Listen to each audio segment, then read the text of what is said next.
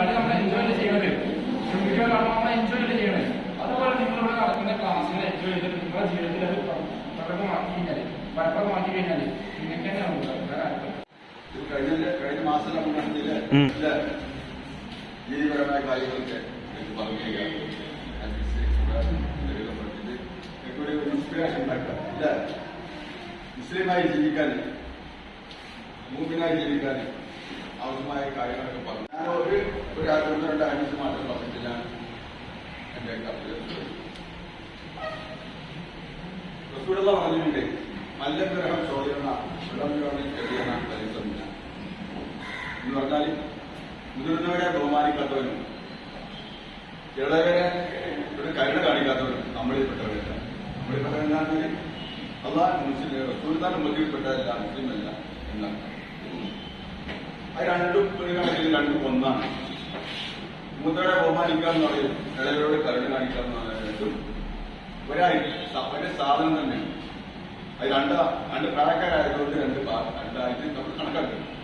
ഇപ്പൊ നമ്മളിപ്പോ ഒരു ബസ്സിൽ പോയി നമ്മുടെ ബസ്സിൽ സീറ്റ് അപ്പോൾ പ്രായമുള്ള ആൾ കയറി നമ്മൾ അവിടെ സീറ്റ് കൊണ്ടി അയാളോട് അതൊരു ബഹുമാനമാണ്.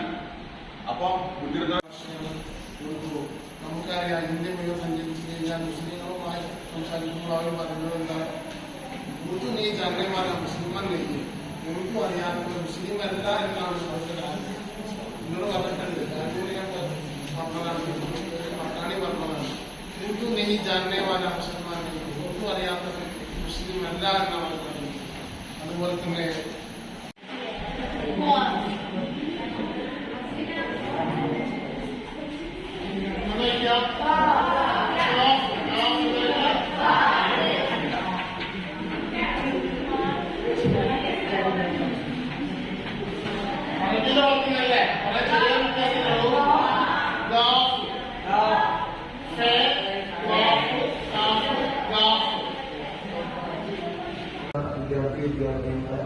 2 ക്ലാസ്സാണ് ഓഫ്ലൈൻ ആയിട്ട് കഴിഞ്ഞത്.